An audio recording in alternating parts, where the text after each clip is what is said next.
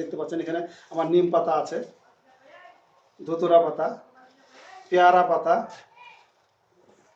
হলুদ পাতা, ভেন্না পাতা, পিপল পাতা, আম পাতা, এটা চায়না নিম পাতা, এটা জার্মানি পাতা, 10 প্রকার পাতা। আমরা পাতা যত দেবো সব 2 কেজি করে।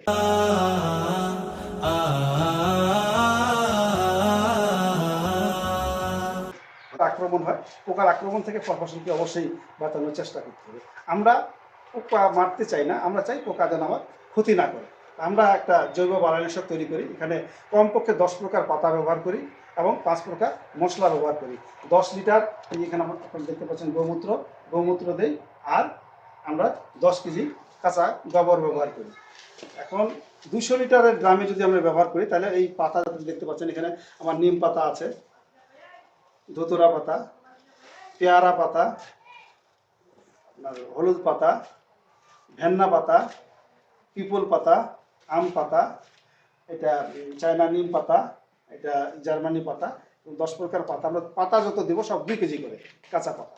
আর মশলা এখানে পেঁয়াজ আছে, আদা, মরিচ, রসুন, হলুদ, মশলা দেবো 100 গ্রাম করে দিয়ে আমরা 40 দিন এটাকে ডিকম্পোজ করব।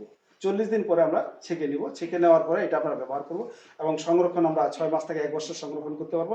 এটা যদি আমরা গাছে স্প্রে করি, 1 লিটার আমাদের তৈরি যে 10 পাতার রস, এটার সঙ্গে 10 লিটার পানি মিশাতে হবে।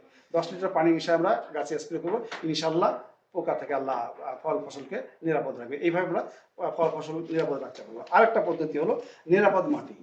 এটা দেখতেছেন, এই যে মাটিটা, এই মাটিতে কখনোই রাসায়নিক সার ব্যবহার হয় না। এটা আমরা কাটার একটা বিশেষ পদ্ধতি আছে। এই যে ওয়ালটা যেভাবে খাড়া আছে, এভাবে যেখানে সার ব্যবহার হয় নাই, বা বড় একটা বট গাছ বা বাঁশঝাড় বা বড় কোনো রাস্তার পাশে, সেখানে আমরা খাড়া 5 ফিট ডিপ করব। উপর থেকে নিচ পর্যন্ত মাটি নেব, 5 ফিটের মাটি নিয়ে 20 কেজি মাটি, এই 20 কেজি মাটির সঙ্গে আপনারা এই যে ভেন্না দেখতেছেন, এই ভেন্নার তেল পাওয়া যায়, এটার 1/2 লিটার তেল মিশাবো। ভালো করে মিক্স করবো। এইভাবে মিক্স করে আমরা 200 লিটার পানিতে মিশাবো। আর সেখানে আমরা 4 থেকে 5 লিটার গোমূত্র দেবো। দেওয়ার পরে এটা ছেঁকে নিয়ে আমরা গাছে স্প্রে করবো। গাছে স্প্রে করলে আলহামদুলিল্লাহ পোকামাকড় দূর হয়ে যাবে। আর যদি ভেন্নার তেল পাওয়া সম্ভব না হয়, সরিষার তেল দিব।